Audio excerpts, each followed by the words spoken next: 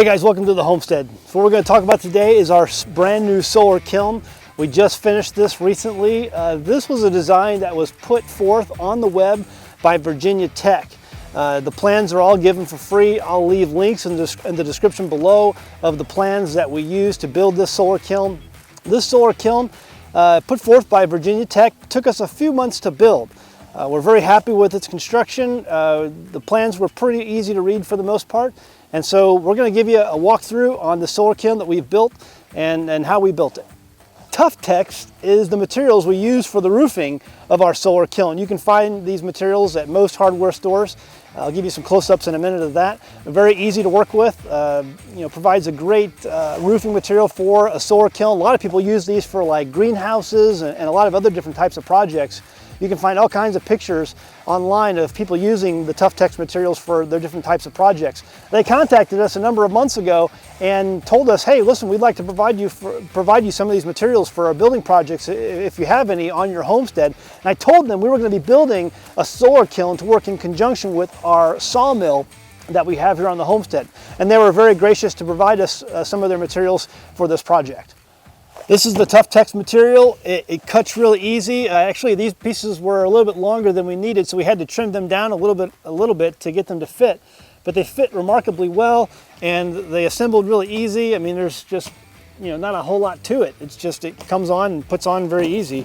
And so just one over the other, just like regular roofing materials, corrugated roofing materials, fit on there very nicely. Come with these little nice rubber strips, and it's going to work out well, I think.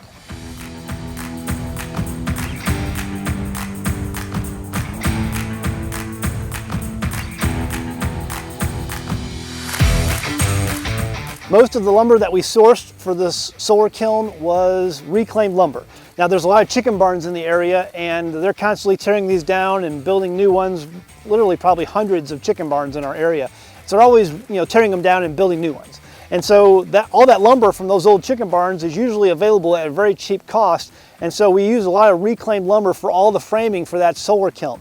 Now the solar kiln, they give a list of materials for the plans that we got from Virginia Tech, and I think it was 2005 that they posted the plans with all of the list of construction materials, and they give an estimated price of about $1,800 that you're going to be needed to spend in 2005 prices for the materials for this solar kiln. We built this solar kiln for around $921.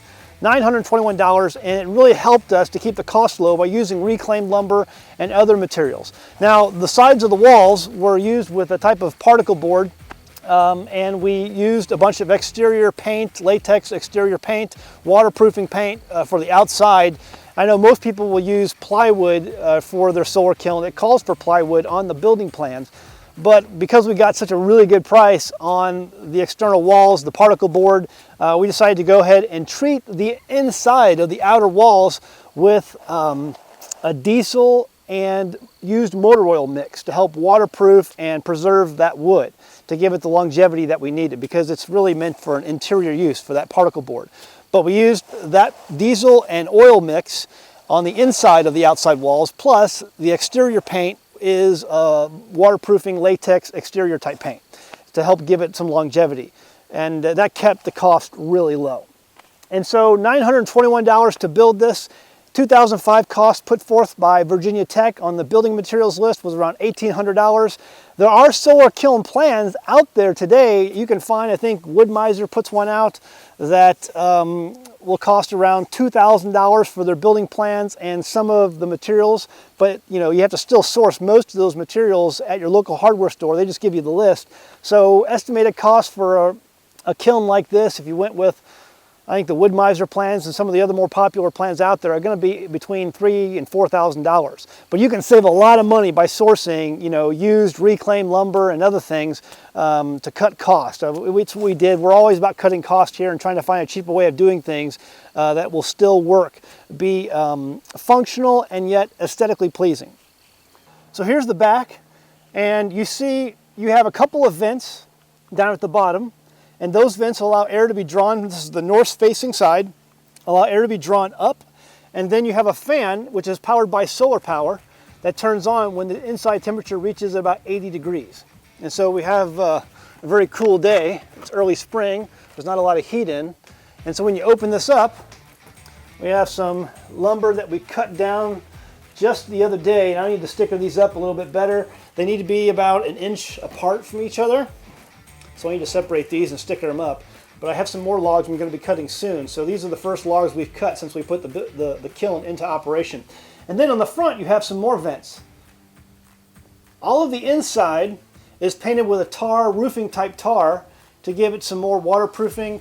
The entire solar kiln is insulated, so we had some insulation left over from another building project. And so we used insulation for the entire building.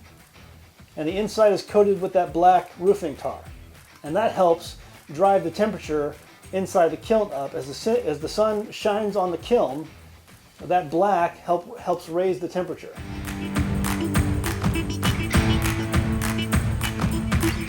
We have chains attached to each one of the doors so that the wind can't carry the doors away and break the hinges. These doors are really super thick and they also are insulated. So you can see how big those doors are, really big doors. And we have a little latch that my father-in-law Tim installed on there. So I'll just go ahead and close that, put the latch down. I'll take you around the front. And there's the Tuftex materials again, right there.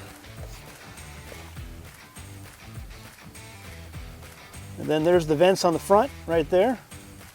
And then right here, you have the solar panel that provides power to the internal fan.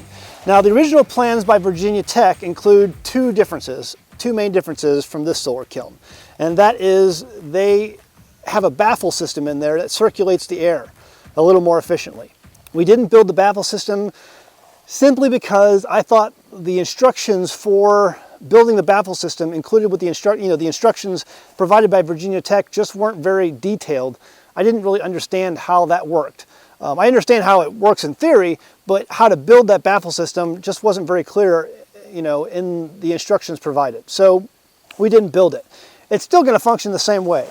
Air is going to draw in from the bottom, in the front and in the back, and it's going to be pushed out the top through that solar fan. The other major difference is that the original plans called for 3 box fans, cheap box fans that you might find at any retail store.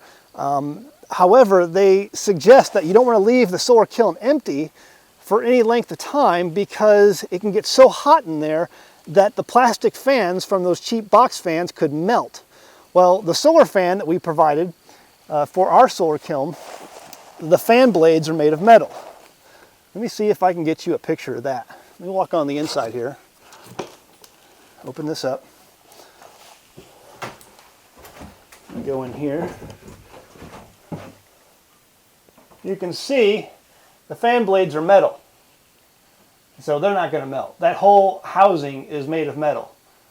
And there's a thermostat attached on there so that 80 degrees it turns on. So we don't have to worry. And this is a pretty powerful fan when the sun is hitting it. So I think it's going to act probably just as well as the little plastic fans that the instructions initially called for. Because it doesn't have a baffle system, I think it may draw power maybe a little, it may dry the wood a little slower than what the instructions of the original kiln might do. I don't know.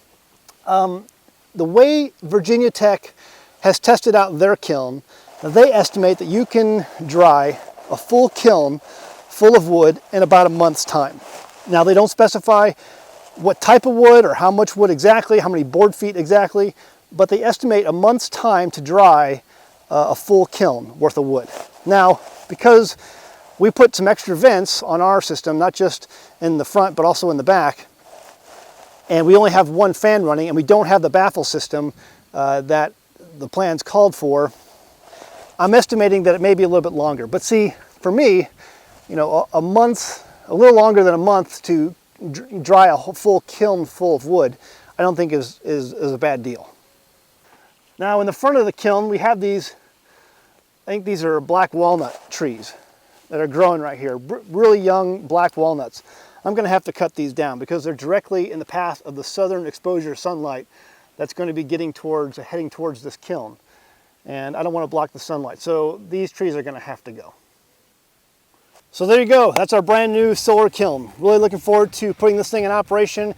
I got a bunch of logs lined up. I'm going to be cutting on the sawmill here very shortly. And so looking forward to milling some good cedar. We have a lot of cedar, some amazing cedar trees on our property here. We have some really good cherry trees as well that we're going to be cutting down and using the solar kiln to dry these out. There's a number of custom furniture manufacturers living in our area. I've already talked to a few of them, and they are very happy to know that there's another source of wood that they can use to build their projects. A lot of these guys don't have their own mill, they don't have their own kiln, and so they're always trying to source the type of lumber that they want to use for building their custom cabinets and custom furniture. So I'm hoping we'll be able to do that here on the homestead and provide another source of income.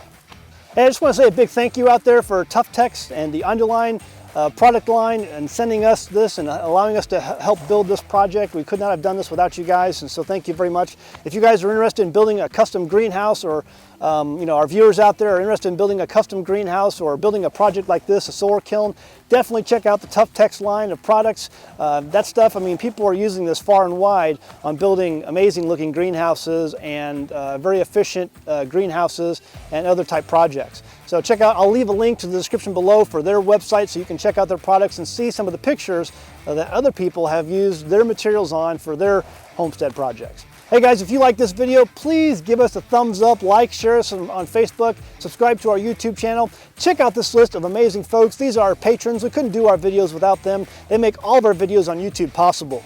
For more information on the benefits of becoming a patron, you can go to patreon.com/AnAmericanHomestead and see all the benefits there. All right guys, again, like, subscribe to our YouTube channel, and we'll see you next time on An American Homestead.